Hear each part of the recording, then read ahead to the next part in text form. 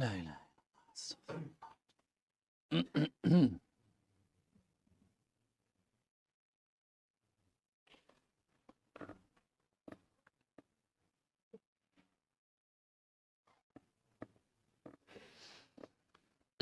الحمد لله والصلاة والسلام على رسول الله وعلى آله وصحبه ومن والاه، وما بعد. أيها الإخوة الكرام، نلتقي وإياكم في هذه الليلة المباركة التي هي 15 من شهر شوال لعام 46 و400 وألف للهجرة، الموافقة 12 من شهر أفريل لعام 25 و2000.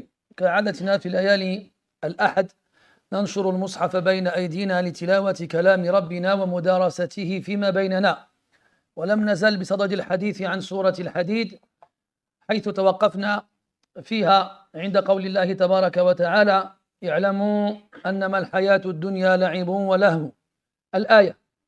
وكنا قد شرعنا في تفسيرها غير أن نصل إلى غايتها، فنسأل الله عز وجل أن يوفقنا لإتمام تفسير هذه الآية وما تبقى في هذه السورة من الآيات، ونسأله سبحانه وتعالى أن ينفعنا بما صرف فيها من الآيات، إنه ولي ذلك والقادر عليه رب الأرض والسماوات.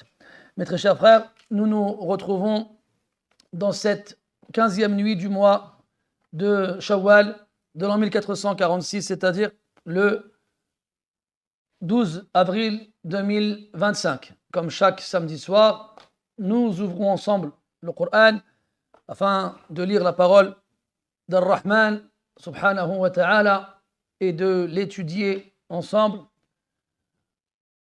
Et nous sommes toujours dans la lecture et étude du chapitre coranique intitulé Al-Hadid, le fer, la 57e surah du Coran. Nous sommes arrêtés la semaine dernière au 20e verset de cette surah, dans lequel Allah tabaraka wa ta'ala nous décrit la réalité de ce bas monde. Il lui donne plusieurs caractéristiques, notamment le fait que c'est une distraction et un amusement. Et nous avons parlé de cela la semaine dernière. On reprend donc le verset depuis son début et on reprend et on revient à chaque caractéristique qu'Allah Ta'ala a donnée à ce bas monde. قال عز وجل: اعلموا أنما الحياة الدنيا لعب ولهو وزينة. أخبر الله تبارك وتعالى في غير ما آية أن هذه الدنيا زينت، فتارة أخبر أنها زينت للناس، كما في قوله تبارك وتعالى: زين للناس حب الشهوات من النساء، الآية. وتارة أخرى يخبر أنها زينت للذين كفروا. وأحيانا يبنى الفعل لما يسمى فاعله، كذلك زينا، وأحيانا يبنى لما لم يسمى فاعله، زين وزينت وما أشبه ذلك. هنا وصف الدنيا بأنها زينة من غير أن ينسب فعل التزيين لأحد، ومن غير أن يذكر من كانت زينة في حقه. والمقصود أن الدنيا في حد ذاتها زينة، وأنها كذلك لجميع الناس، فقد زخرفها الله تبارك وتعالى وقال أنها زينت، كما في آية يونس لما قال تبارك وتعالى: إنما مثل الحياة الدنيا كماء إن أنزلناه من السماء فاختلط به نبات الأرض مما يأكل الناس والأنعام حتى إذا أخذت الأرض زخرفها وزينت، أي تزينت. المقصود أنها زينة، والأمر كذلك. وكذلك جاء وصفها بالزينة في كلام النبي صلى الله عليه وسلم بألفاظ عديدة: حلوة خضرة، متاع، وما أشبه ذلك.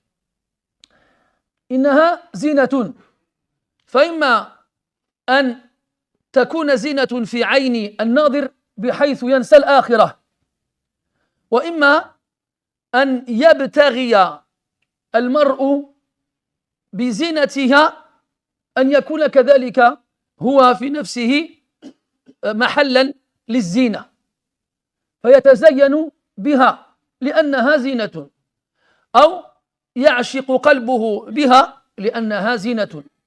والمقصود سواء كان الأول أم الثاني، سواء كان الأول أم الثاني، فإنها تنسي الآخرة، والآخرة كما وصفها الله تبارك وتعالى خير وأبقى وأجمل وأزين وأكمل وأدوم وما أشبه ذلك. Donc Allah tabaraka wa ta'ala dans le verset décrit ce bas monde. Il nous a dit que c'était une distraction, un divertissement, un amusement et une beauté. Zina. Le mot zina, c'est une beauté. Donc il décrit ce bas monde comme étant une beauté. Quelque chose de beau, quelque chose qui attire le regard, quelque chose d'attirant et d'attrayant. Et dans le Coran, cette caractéristique revient souvent, mais de différentes façons. Des fois, on nous dit que ce bas monde a été embelli.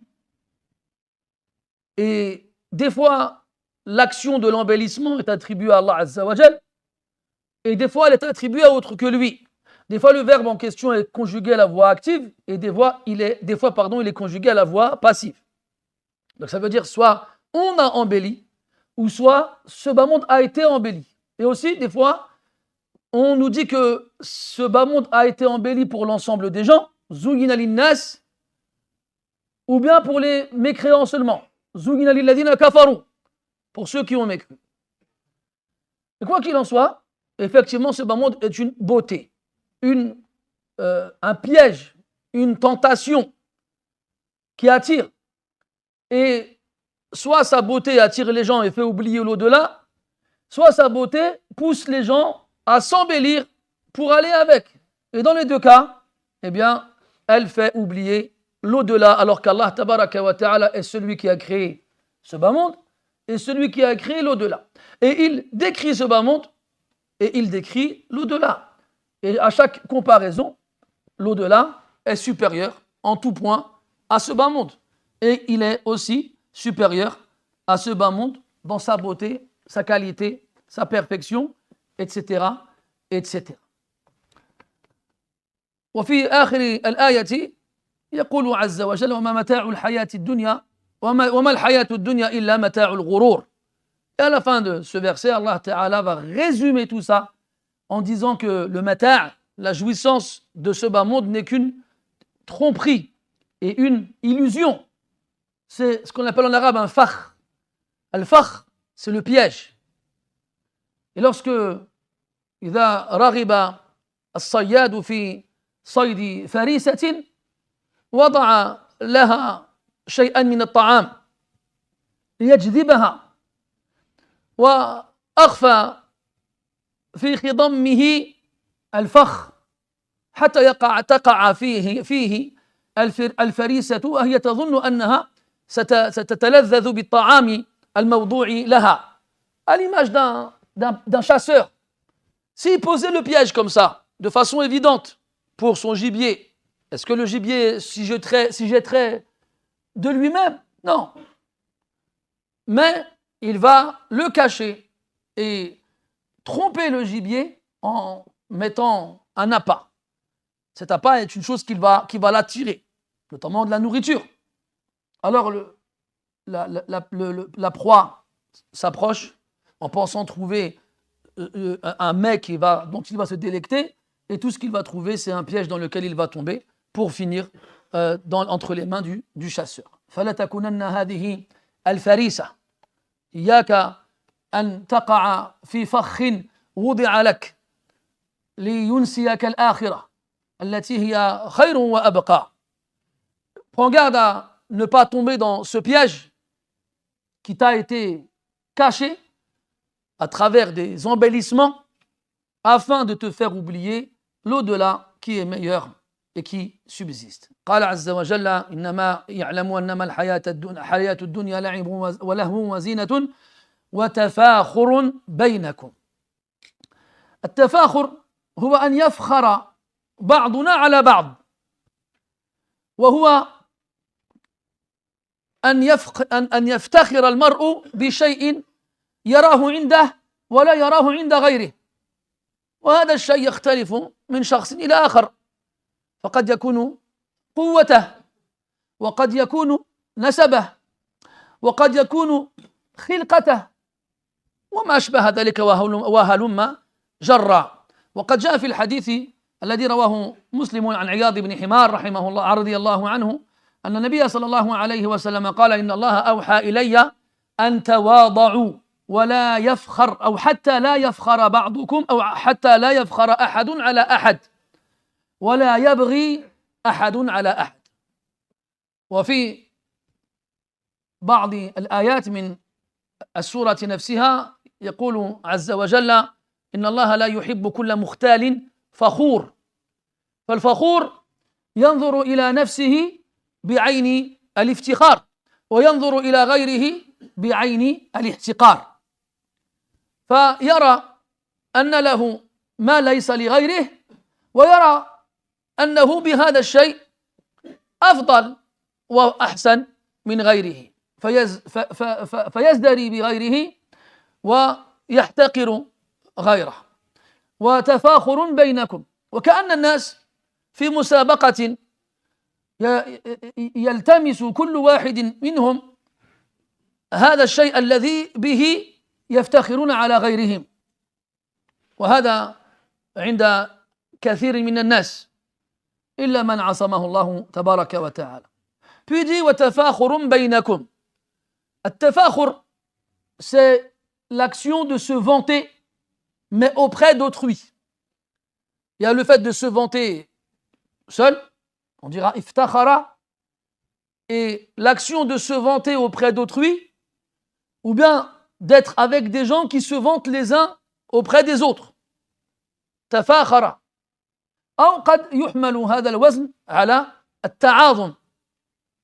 Ou bien on peut attribuer à cette forme du verbe l'excès, l'amplification de l'action.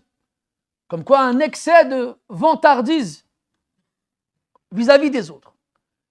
Et effectivement, la plupart des gens ici-bas courent après ce bas monde pour pouvoir se vanter auprès des autres.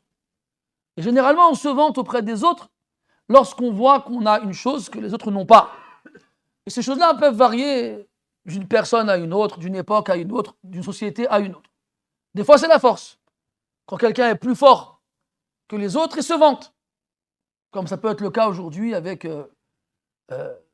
l'émergence des salles de sport et du culturisme et de la calisthénie, etc., qui poussent les gens à travailler leur corps pour avoir des gros biceps et pour se pavaner ici et là. Donc le fait, même si tu le vois silencieux, le fait qu'il mette des t-shirts serrés, des t-shirts manches courtes, des marcelles, alors qu'il va acheter du lait à la supérette en bas de chez lui, il est en train de dire aux gens, regardez-moi, je suis plus fort que vous. Il est en train de se vanter vis-à-vis des gens. Et des fois, c'est l'argent. Que ce soit au niveau des vêtements, au niveau des chaussures, au niveau des voitures, au niveau des maisons, etc., etc. Des fois, c'est dans la force, notamment la maîtrise d'un sport, par exemple. Al-Maqsoud, c'est que quand tu vois que tu disposes d'une chose dont les autres sont privés, alors ça va te pousser à te vanter. Moi j'ai. يقول الإنسان مالي مالي. L'être humain, il dit mais bien. Il se vante. Alors que le prophète alayhi salatu wassalam, il nous a informé qu'Allah Ta'ala lui a révélé de nous transmettre, de nous rabaisser. An tawada'u. Il y en a qui traduisent tawadu' par la modestie. Ce n'est pas faux dans l'absolu, mais le sens voulu en arabe, il est plus fort.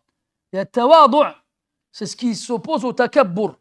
Quand le takabbur, c'est le fait de s'enorgueillir en se sentant supérieur aux autres, au-dessus des autres, eh bien, at-tawadu', c'est le fait de se rabaisser en ne voyant personne comme étant supérieur à nous. C'est tawadu'. Donc Allah, Inna Allah awha ilayya an tawada'u. Il m'a révélé de vous transmettre, rabaissez-vous. Hatta la yafkhara ahadun ala ahad. De façon à ce que personne ne se vante auprès de personne, ou sur personne, ou devant personne. Donc ce hadith, il nous donne la clé, le remède pour échapper à cet art et ce défaut qui est la vantardise. C'est se rabaisser et ne pas se sentir supérieur aux autres, au-dessus des autres, comme si on les regardait d'en haut. وَلَا يَبْغِي أَحَدٌ عَلَى أَحَدٍ. Parce que ce fakhr, cette vantardise, généralement c'est juste une étape. Ce n'est pas une finalité. Étape qui mène à une autre étape, c'est al-baghi. Al-baghi, c'est la transgression, en vouloir aux autres. En vouloir aux autres ou en vouloir à ce que les autres ils ont. لماذا؟ لأن الذي يفتخر كما قلنا قبل قليل يرى أنه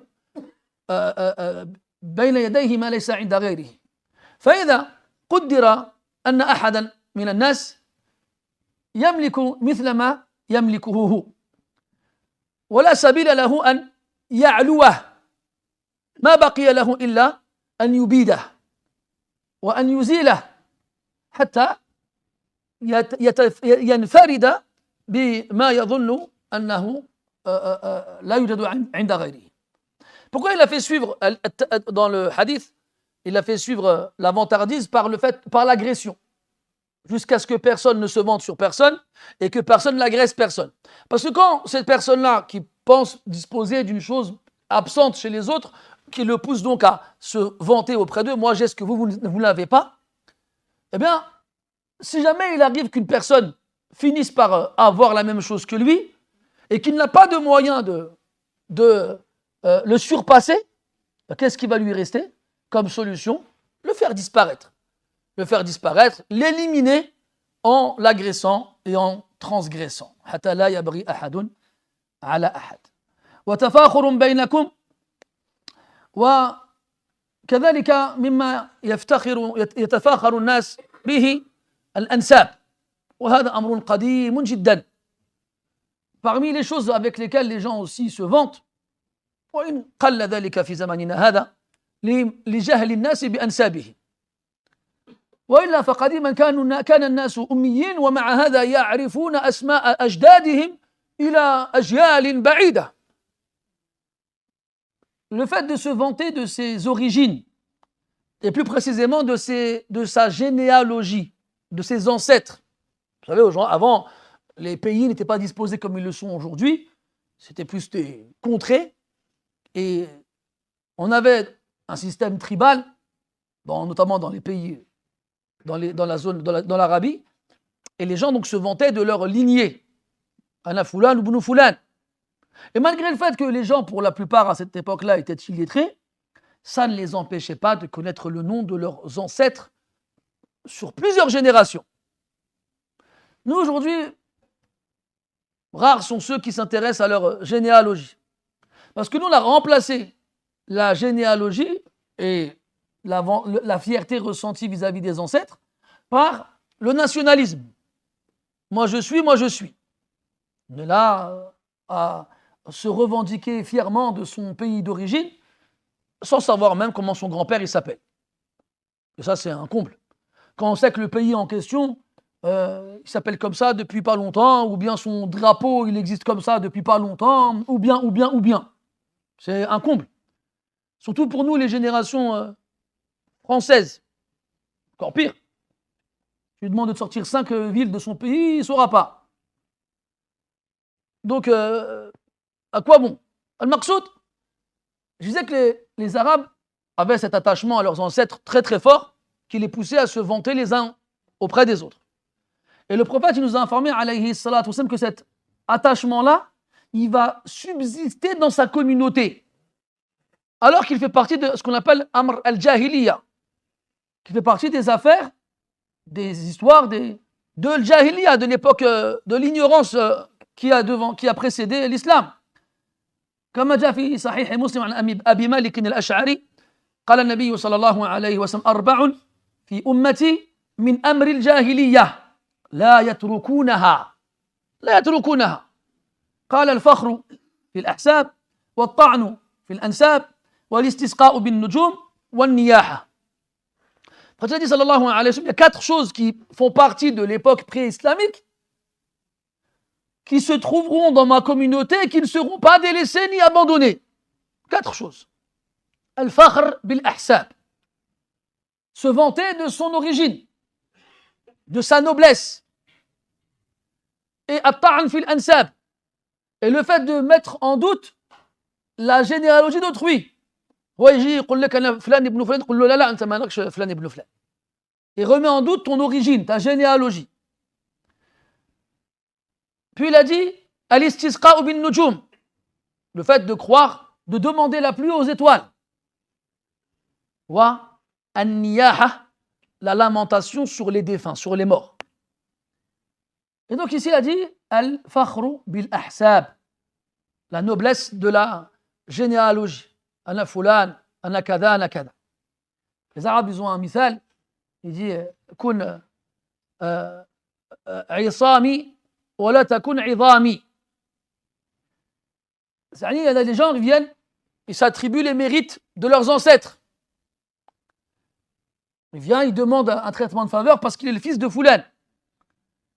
Et lui, il dit, il vaut mieux que tu sois Isami, quelqu'un qui a été l'origine de sa propre gloire, sans se servir de son origine, que quelqu'un qui n'a rien fait et qui se vante auprès des gens juste parce qu'il est l'enfant de quelqu'un.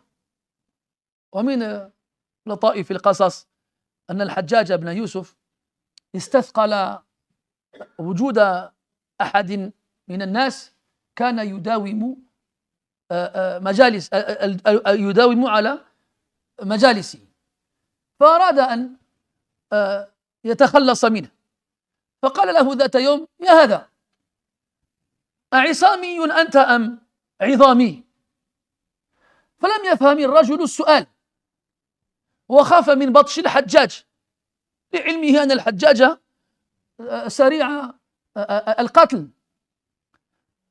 فقال له الرجل: كلاهما.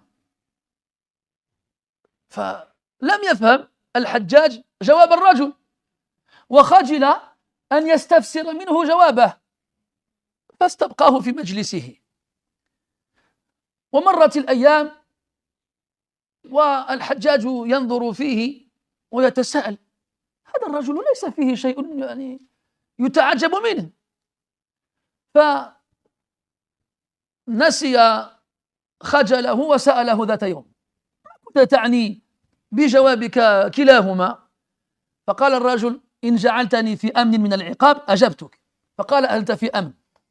فقال: والله ما فهمت السؤال. فأجبت بأول جواب خطر ببالي. فضحك الحجاج حتى جعل يتقلب ظهرا لبطن، وأمر بجائزة تعطى له، وطلب منه ألا يرجع إلى مجلسه بعد اليوم. Parmi les histoires, les anecdotes, comment dirais-je, marrantes qu'on puisse trouver dans les livres d'histoire, par rapport à ce proverbe dont je viens de vous parler, kun isami wa la takun idami, soit l'origine de ta propre gloire et ne t'accroche pas à celle de tes ancêtres sans jamais avoir rien fait. Une fois, le Hajjaj, il y a des gens qui venaient s'asseoir dans ses assises générales. Et il y en avait un, il s'est lassé de sa présence. Si quelqu'un il s'asseyait, il attendait, il disait rien, il faisait rien, il profitait en rien, ou bien il ne faisait rien profiter à Al-Hajjaj. Al-Hajjaj, il voulait se débarrasser de lui, mais d'une façon subtile. Alors il lui a dit: et toi, t'es Isami ou t'es Idami? Et là, le bonhomme, il n'a pas compris la question. Et il sait que le Hajjaj, c'est quelqu'un, il a la gâchette facile. Tu lui réponds d'une réponse qui ne lui plaît pas, ta tête roule par terre quelques secondes plus tard. Alors, il n'a pas su quoi répondre, il lui dit les deux. Et là, le Hajjaj, il bug. Il dit: comment ça, les deux? Il ne peut pas être les deux. Mais ça, il te le dit dans sa tête. Et vous savez, à l'époque, ça ne se faisait pas de dire aux gens: j'ai pas compris, explique-moi. C'était la honte. Surtout, c'était un amir, c'était un gouverneur. Alors, le Hajjaj, bon, il a dit: oh mince, il m'a battu sur ce coup-là, je ne peux rien faire. Alors, il a laissé. Les jours, ils passent, l'homme, il revient tous les jours, il s'assoit, le Hajjaj, il regarde, il dit: mais qu'est-ce qu'il a voulu dire? Pourquoi il m'a répondu ça? C'est pas possible. Un jour, il le revoit revenir encore et encore, et il dit: bon, tant pis, au diable la honte. Il dit: écoute, qu'est-ce que tu as voulu dire la dernière fois quand tu m'as répondu les deux? Et là, l'homme, il dit: écoute, si tu me promets de ne pas me punir, je te réponds. Donne-moi une sécurité, une garantie. Il lui dit: t'as ma parole que je te ferai rien. Mais il dit: en fait, j'ai pas compris ta question, alors je t'ai répondu avec la première chose qui m'est venue à l'esprit. Et là, le Hajjaj, il rigole jusqu'à se retourner par terre et il demande à quelqu'un de lui apporter un petit cadeau, un lot de consolation, et il lui demande gentiment de plus revenir dans ses assises. Al-Maqsoud, c'est que les gens ils se vantent de ce en quoi ils n'ont rien fait pour. Et Al-Majd, ce qu'on appelle en français la gloire, c'est une chose que tu bâtis toi-même par tes propres actes. Et c'est une chose que les gens ils vont reconnaître en toi sans que tu aies besoin de le montrer, de te vanter avec. Amma tu viens, tu dis Ana Fulan ibn Fulan, Ana Allan ibn Fulan, comme ils avaient dit à Salman al-Farisi radiyallahu anhu. C'était un Perse, c'était pas un Arabe. Et ses ancêtres c'était des Majous, des gens qui adorent le feu. Il était avec les musulmans en Arabie et il commençait à dire Ana Fulan ibn Fulan. Ou Ana Fulan ibn Fulan. Et ils ont commencé chacun à parler de leurs ancêtres glorieux. Ils lui ont dit Anta ya Salman, Anta Salman ibn Man. Vous avez remarqué, on n'appelle pas Salman ibn Abi. Salman Esh al-Farisi. On n'a pas, on sait comment son père il s'appelle, mais personne n'appelait Fulan par le nom de son père. Il a dit Anta Fulan ibn Man. Il a atraqa sa'atan. Il s'est tué un instant. ثم قال أنا سلمان ابن الإسلام. Et moi je suis Salman le fils de l'islam. Ma seule religion, ma seule famille c'est l'islam. Moi j'ai rien d'autre ou personne dans ma famille à qui m'accrocher. قال وتفاخر بينكم. Et parmi les stupidités de cette époque, وما أكثرها, qu'est-ce qu'elles sont nombreuses, ce qu'أصبح اليوم الناس يتفاخرون بينهم بفريق كرة القدم. Il n'y a pas quelque chose à rajouter après cette phrase-là. C'est qu'aujourd'hui, les gens, ils se vantent de du fait qu'ils supportent une équipe de foot. Équipe de foot.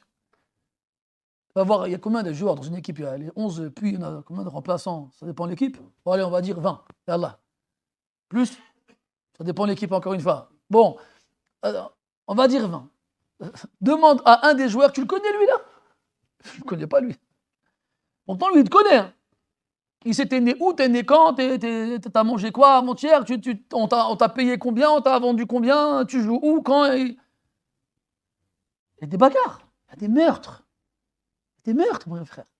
Des fois, il y a des matchs et les supporters ils se battent et il y a des morts. Pour rien. T'as rien gagné.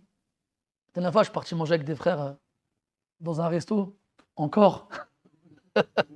Et il y avait un match qui était diffusé à la télé. Et donc, il y a le match, et en même temps, ils filment dans un café ou dans un bar. Bon, il y a plein de monde. Et subhanallah, t'as vu, c'est juste pendant l'action, avant le but, c'est tout ça. Il ne cligne pas des yeux. Il ne respire pas. Il n'avale pas sa salive, il est comme ça. Là, à ce moment-là, c'est comme si le temps il s'était arrêté. Ils sont des centaines. T'entends une mouche voler. Puis quand la balle elle rentre dans les cages, l'euphorie. Ils sont là, ouah, ils crient, leur veine est gonfle, ils deviennent rouges. Ils jettent ce qu'ils ont dans les mains, ils se prennent dans leurs bras, ils se tapent dans la poitrine, on dirait des gorilles dans la jungle.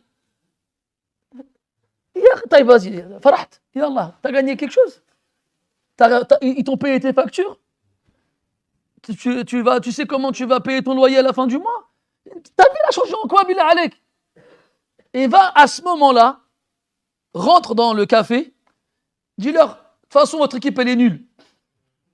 Et on va voir ce qui va t'arriver. C'est fou.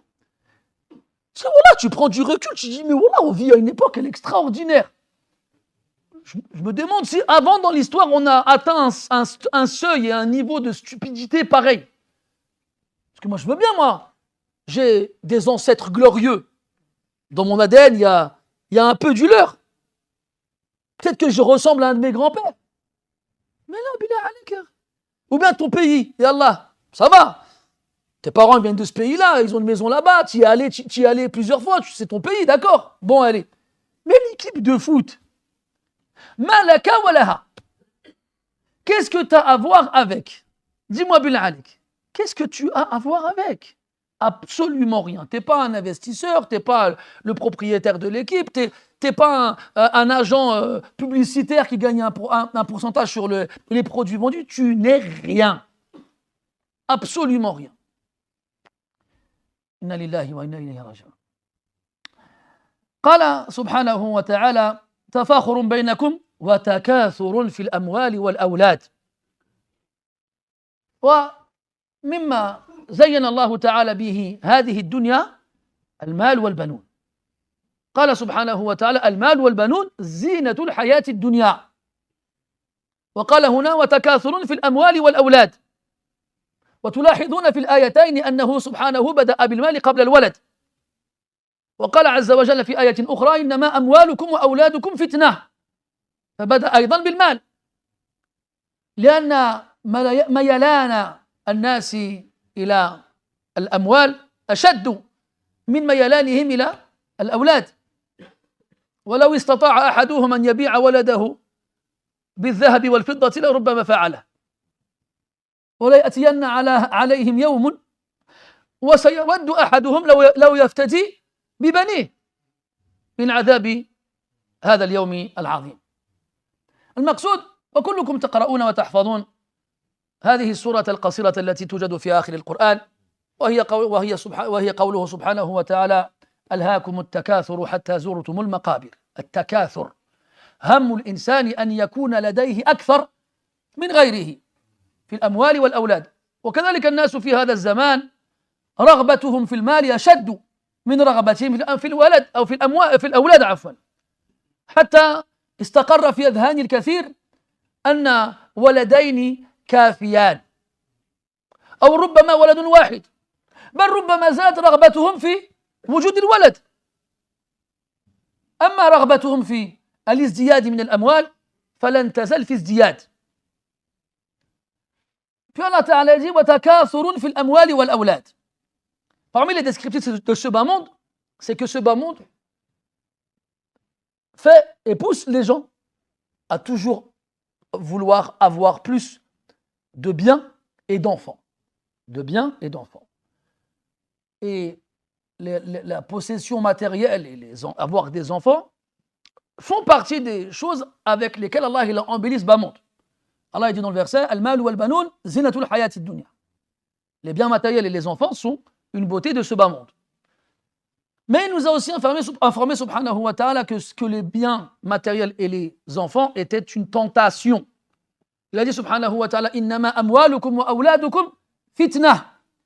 Vos biens et vos enfants ne sont qu'une tentation qui vous aveugle et vous empêche d'avancer vers l'au-delà. Et dans la plupart des versets où Allah il associe ces deux éléments-là, les biens matériels et les enfants, pour ne pas dire tous ces versets, il met en premier al-amwal, les biens matériels. Car la convoitise et le désir de l'humain vis-à-vis du bien matériel est supérieur et surpasse l'envie qu'il a d'avoir des enfants. Il y a même des gens, en fonction des époques et des périodes, qui n'en veulent pas des enfants. Ou bien qui se contentent du minimum. Et tu vois ça, subhanallah, on en entend de plus en plus parler dans les pays occidentaux. Un effondrement de la démographie. Les gens ne procréent plus, n'ont plus d'enfants. Parce qu'ils n'en ont plus besoin, en fait. Ils n'en ont plus besoin. Ils vivent, ils ont tout ce dont ils ont besoin, et ils achètent des chiens, ou des chats, ou des poissons rouges, ou des oiseaux. Et ils sont contents. Ils n'ont plus d'enfants. Même t'entends des fois des gens qui ne sont pas musulmans, ils nous disent pourquoi faire des enfants? Regarde, j'en ai fait 2, à 70 ans, ils m'ont mis dans un EHPAD.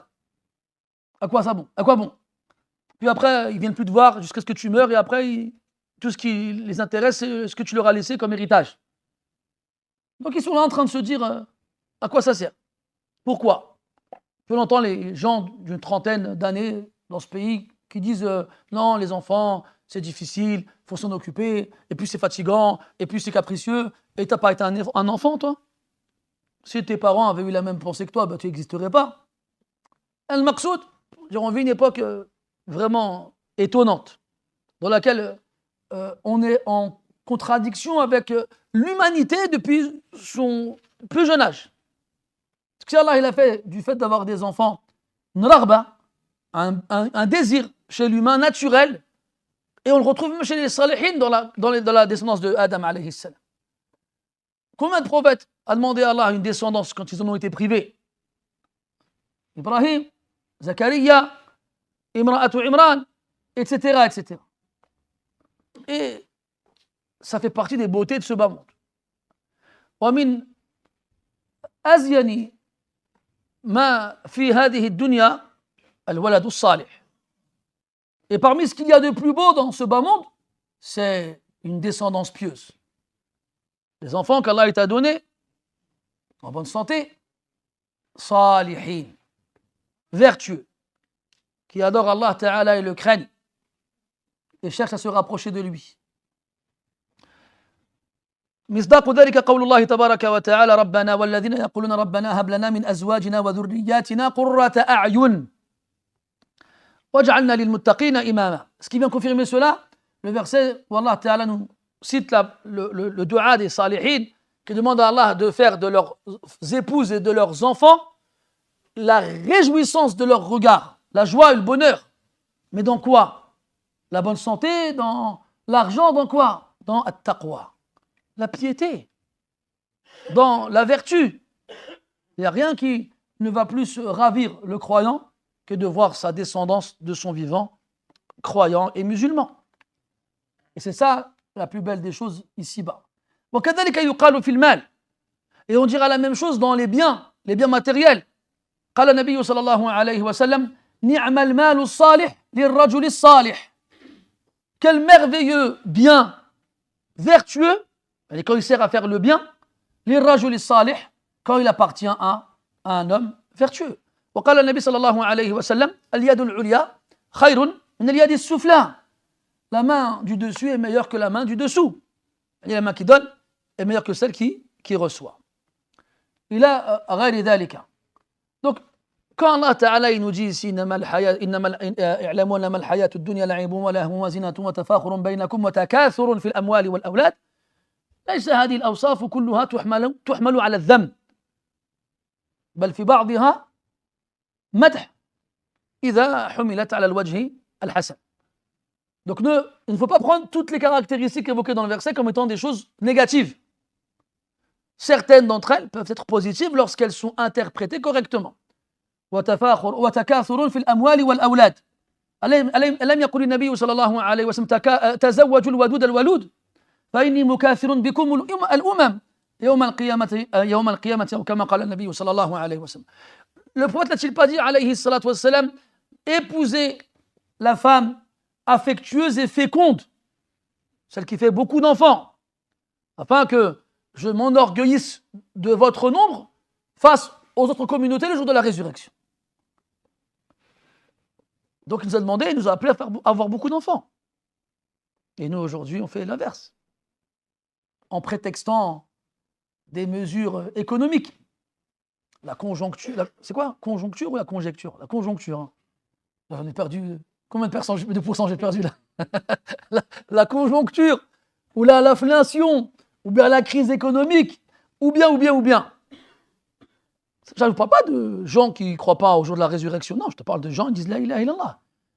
Qui me disent non, Akhi, t'as vu, on a fait 2 enfants, on a rempli les quotas. Un garçon, une fille. Allah yaj'al baraka. Subhanallah.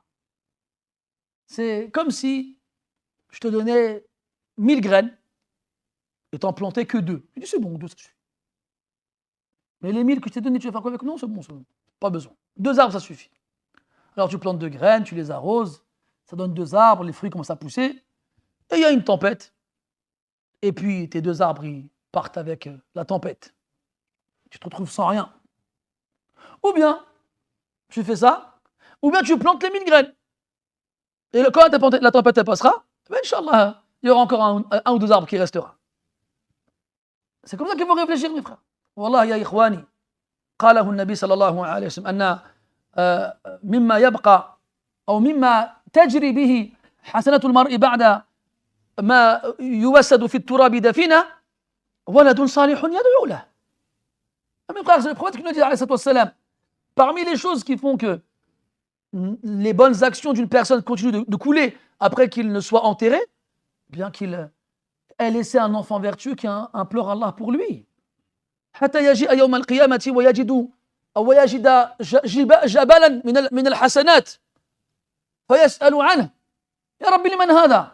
فيقال لك فيقول يا ربي لم أعمل حتى أجد ذلك فيقال بل بلغت هذه المنزلة باستغفار ولدك لك. Jusqu'à ce qu'on arrivera au jour de la résurrection et on trouvera des montagnes de bonnes actions. Alors on dira, Ya Allah, mais à qui appartiennent ces montagnes? On lui dira à toi.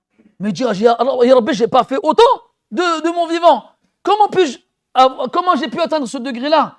Et là on lui dira, c'est à travers le pardon que tes enfants ont demandé pour toi après ta mort.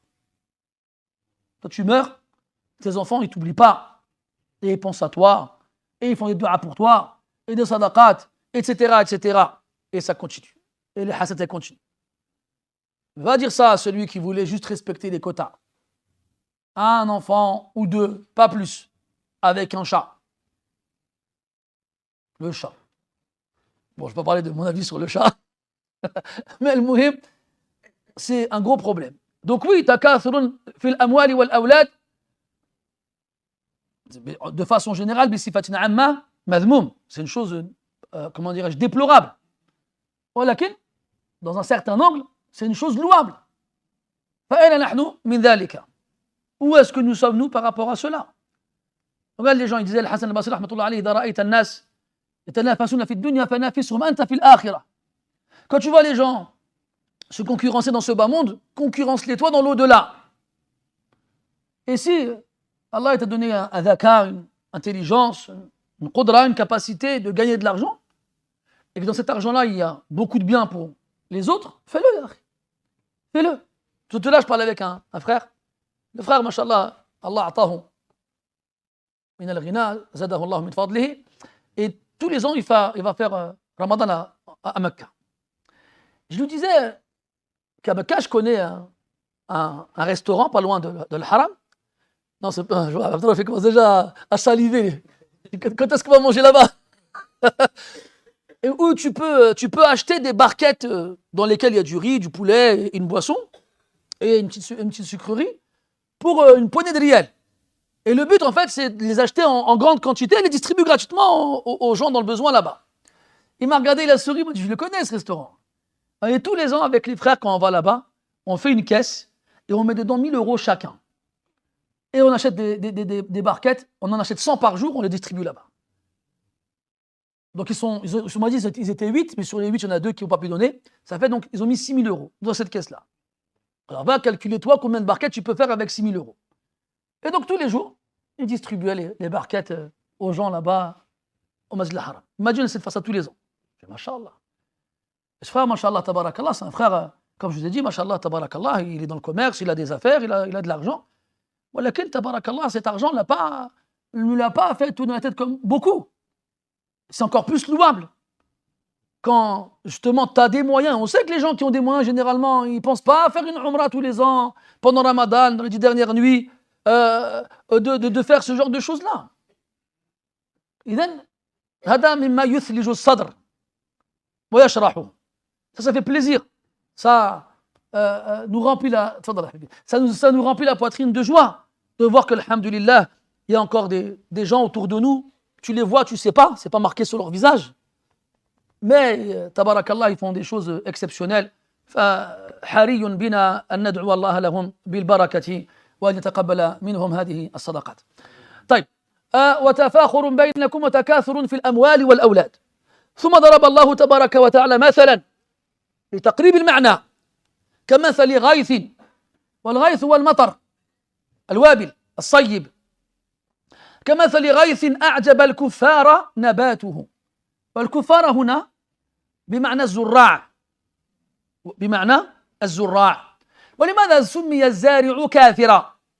لأن الكفر في أصل معناه التغطية، والزارع يحفر في الأرض ليزرع فيه البذرة ثم يغطيها بالتراب، فلذلك سمي كافرا. والكافر الذي أنكر وجود الرب أو أبى إلا أن يشرك به كذلك غطى الإيمان بالكفران. فقوله كمثل غيث أعجب الزراع أعجب الكفار نباته، يعني بعد نزول هذا المطر أنبت الله تبارك وتعالى من خيرات الأرض وبركاتها ما يتعجب منه الزراع. والزراع والزارع خبير بالأراضي وكيفية الزراعة وكذلك تطور النبات فيتعجب.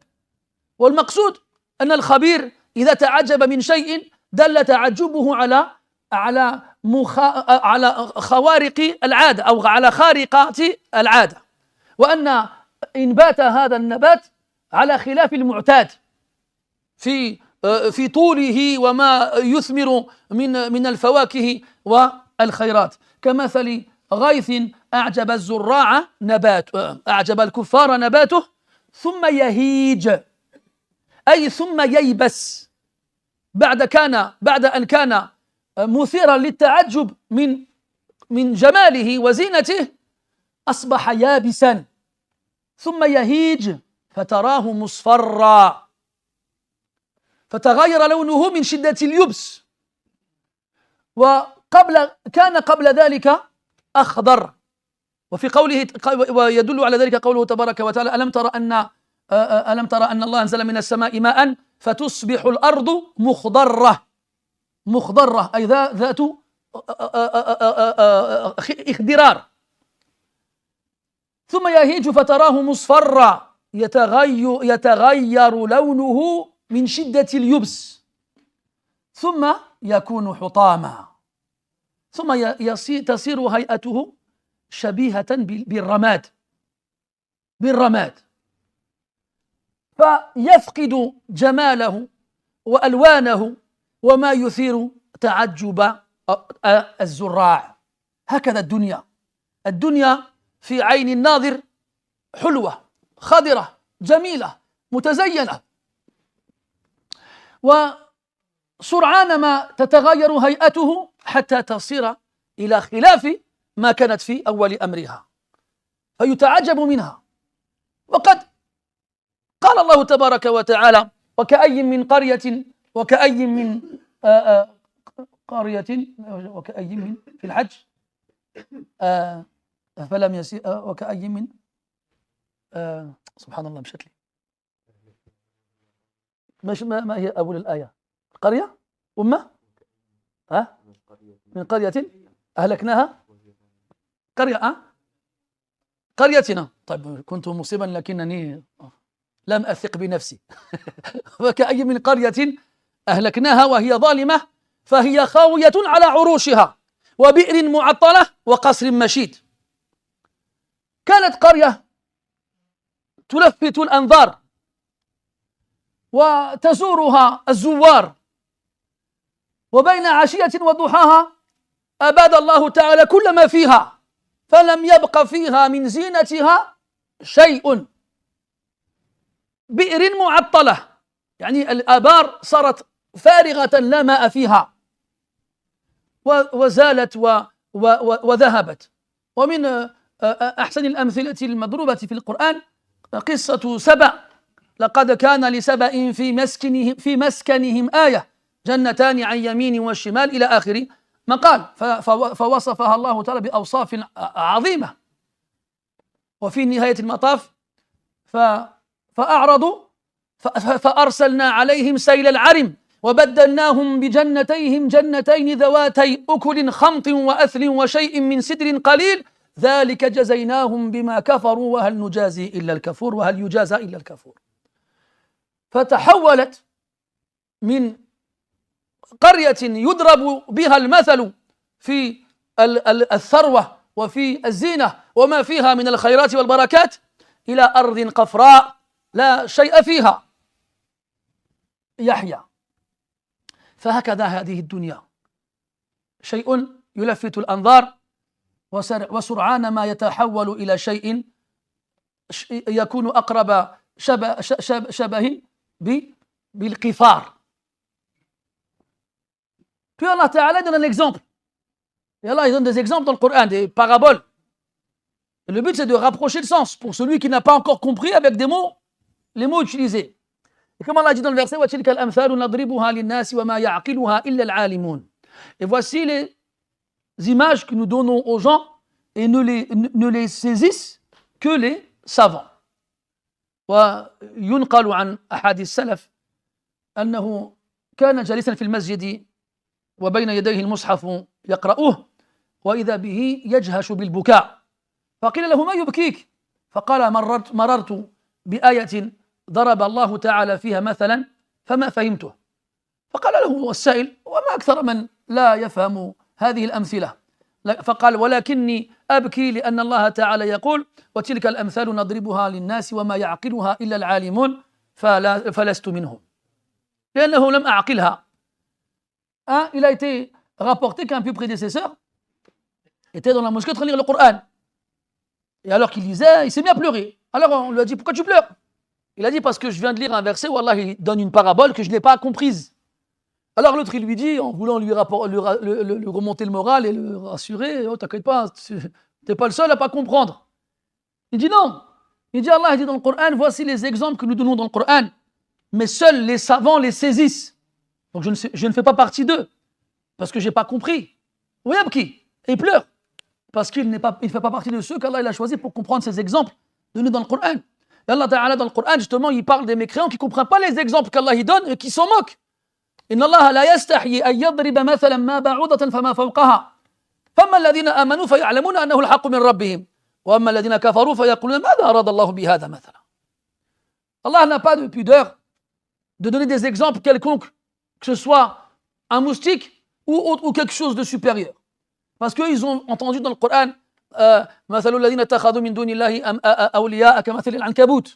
l'exemple de l'araignée, ou encore يا أيها الناس ضرب مثل فاستمعوا له إن الذين تدعون من دون الله لا يخلقوا ذبابا, la mouche, ou des exemples de ce genre-là.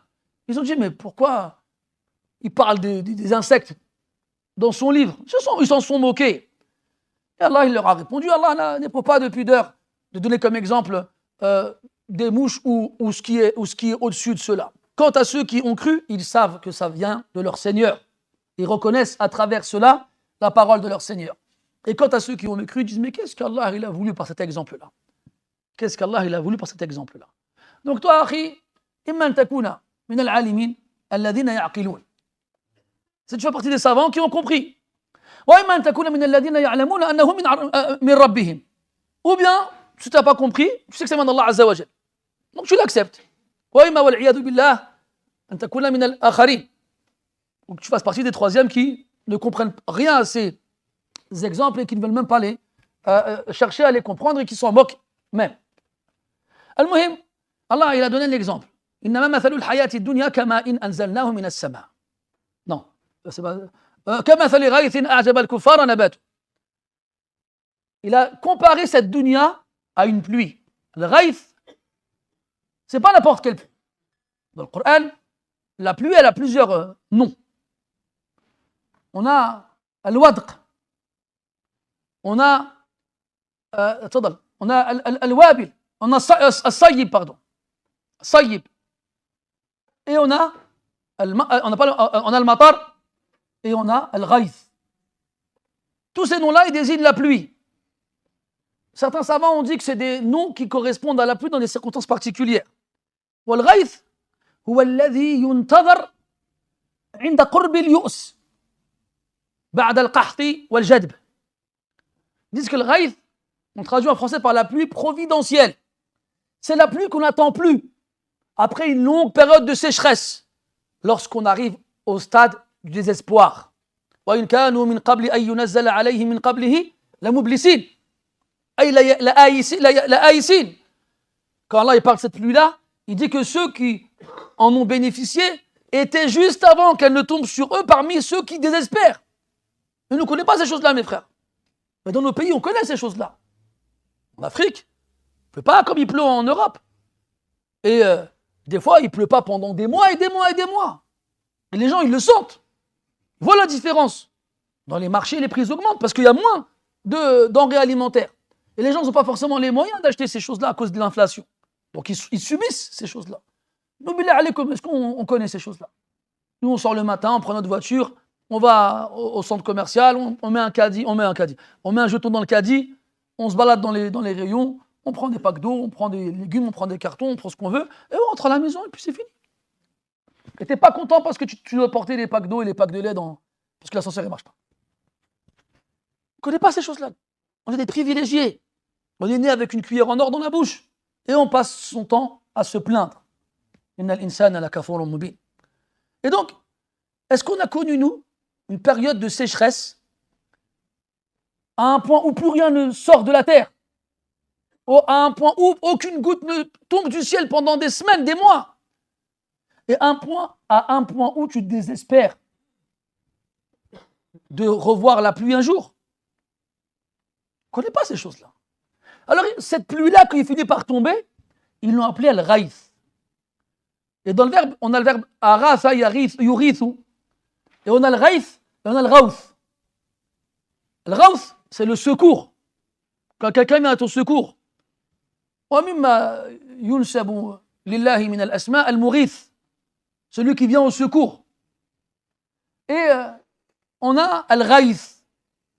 Al-Ghaïth, c'est la pluie qui vient au secours de celui qui est dans la sécheresse et qui est dans le désespoir, quand il a désespéré un jour de la revoir tomber à nouveau. Al-Ghaïth.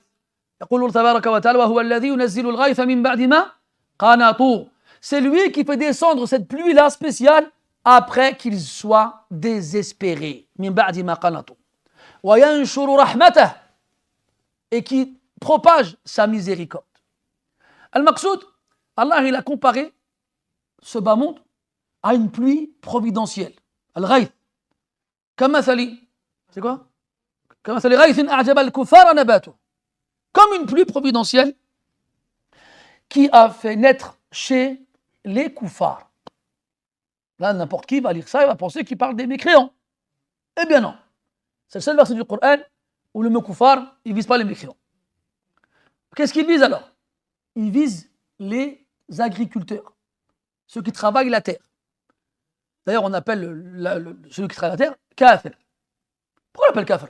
Parce que le verbe kafara, à la base, dans son sens linguistique, je précise, parce qu'il y en a qui se sont emmêlés les pinceaux, ils sont partis chercher le sens linguistique et ils l'ont donné au sens islamique du terme. Eh bien, à la base, ça veut dire recouvrir. Parce que celui qui travaille la terre, qu'est-ce qu'il fait? D'abord, il creuse, puis il plante les graines, puis il recouvre la graine de terre. Donc il laboure. Et le fait de recouvrir la graine de terre, c'est ça le verbe kafara.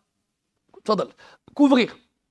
Et c'est quoi le rapport entre le sens linguistique et le sens qu'Allah il a utilisé pour le mot kafir qu'on trouve dans le Coran? C'est que le kafir, il a couvert, ou bien sa foi, elle a été couverte, son cœur, il a été couvert. Il a été couvert. De la même façon que la terre, elle a été couverte par l'agriculteur. Dans certaines villes en Égypte, il y a une ville qu'on appelle Kafr al-Sheikh. Kafr al-Sheikh. Ça vous parle, non? Oui. Et on a beaucoup de villes comme ça qui s'appellent Kafr. Et Kafr, ça fait référence justement à la terre du Sheikh. Donc il y a une ville, il y a quelqu'un, c'est le Sheikh al-Qarya, le maire, si tu veux, le maire ou le chef de la tribu, et c'est à lui que la terre, elle appartient. Kafr al-Sheikh, Kafr. Le Maqsoud, quand il dit al-Kufar, ici, ça fait référence aux agriculteurs, ceux qui travaillent la terre. Et ici, il n'a pas utilisé pour rien. Cette pluie qui va s'abattre sur la terre et qui va faire sortir les plantes, ces plantes-là qui vont sortir après cette pluie-là, va étonner ce zari', cet agriculteur. Alors que c'est son domaine de prédilection, c'est ce qu'il maîtrise. Il est habitué, lui, à voir les plantes sortir de la terre après la descente, la tombée de la pluie. Mais cette fois, cette pluie-là, elle a fait sortir de la terre des plantes beaucoup plus belles et beaucoup plus luxuriantes et beaucoup plus, comment dirais-je, alimentées en fruits et autres que ce qu'il a l'habitude de voir. C'est une récolte inhabituelle qu'il voit après que cette pluie-là soit tombée, qu'il étonne. Cet étonnement, il vaut son pesant d'or. C'est pas toi et moi, on passe devant un champ et on ne connaît rien, nous, au champ. Enfin, peut-être toi tu connais, mais moi je ne connais pas. Moi, où j'habite, il y a pas mal de champs autour de chez moi, enfin autour de la ville. Et chaque fois que je sors de la ville, donc je vois les champs qui sont très souvent cultivés. Et des fois, subhanallah, un jour tu viens, il n'y a rien. Tu reviens, je sais pas, bon j'exagère, peut-être je fais pas attention, mais j'ai l'impression que je reviens le lendemain et tout a poussé en une nuit. Subhanallah, il y a du maïs à perte de vue. Je ne sais même pas si c'est du maïs, du colza, moi je connais rien, c'est jaune. Allah, c'est quoi, mais dans tous les cas, des fois je suis en train de rouler comme ça, je dis hachib, j'ai l'impression qu'il n'y avait rien ici. Mais moi je m'étonne de voir autant de maïs qui a poussé, selon moi, en peu de temps. Mais lui là, le propriétaire du terrain qui cultive régulièrement, ça l'étonne ou pas? Non, c'est son quotidien. Alors imagine-toi une récolte qui étonne le cultivateur. À quel point elle doit être immense, et grandiose, et spectaculaire, et magnifique. Donc cette dunya, elle étonne même le spécialiste dans son domaine, celui qui travaille la terre. Ces plantes-là, elles étonnent les cultivateurs. Et ces plantes, comme Allah le dit dans le Coran, ont toutes les couleurs. Et leur beauté attire les regards. Et fait naître chez les gens la stupéfaction. Comment Allah les appelle, il dit, il les appelle hada'iqa dhata bahja, des jardins de toute beauté, dhata bahja. Mais est-ce que ça reste comme ça tout le temps? Non. Très rapidement, ça change de couleur. Et la base dans ces couleurs-là, c'est le vert. Allah dit, n'as-tu pas vu qu'Allah a fait descendre de la terre, du ciel une eau, et la terre devient après cela verte, luxuriante, de verdure. Mais cette couleur verte ne reste pas longtemps. On revient à l'hadith, il dit thumma yahiju, puis ces plantes qui ont poussé jusqu'à étonner celui qui a semé les graines, ça sèche, yahij, fatarahu musfarra, et tu le vois s'ajaunir, changer de couleur, à cause de l'assèchement. C'est quoi après? Jusqu'à devenir comme des cendres. Al-hutam, c'est les cendres. C'est ce qui reste après que le feu est brûlé.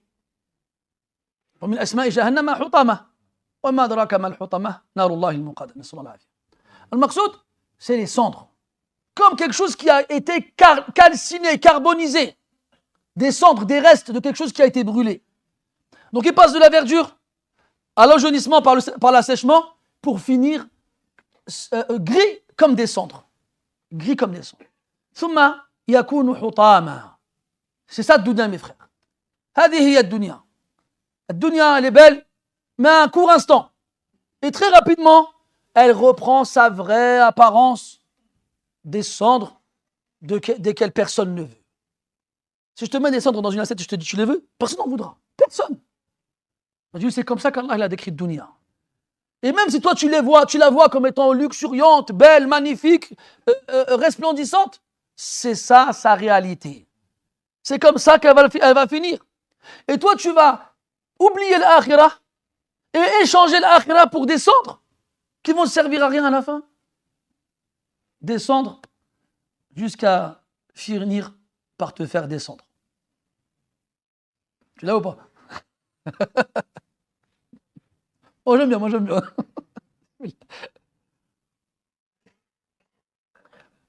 C'est ça, mes frères, hadihi dunya. Elle est comme ça. Donc pourquoi s'y attacher? Pourquoi s'y accrocher? Pourquoi la remplacer par... pourquoi la préférer à ce qui est meilleur?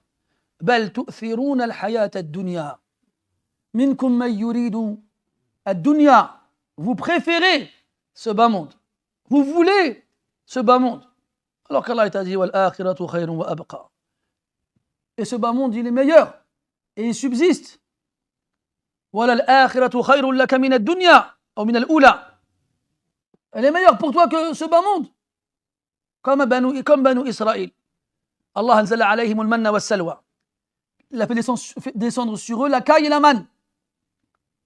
Ils ont dit quoi? On veut des oignons et des lentilles. Allah leur a dit, quoi? أتستبدلون الذي هو أدنى بالذي هو خير. Masha'Allah. Est-ce que vous allez remplacer ce qui est bien, mieux, par ce qui est inférieur? Ben, c'est exactement ce que nous faisons nous aussi. لا تؤثر الأدنى على الأعلى فتحرم ذا وذا يا ذلة الحرمان.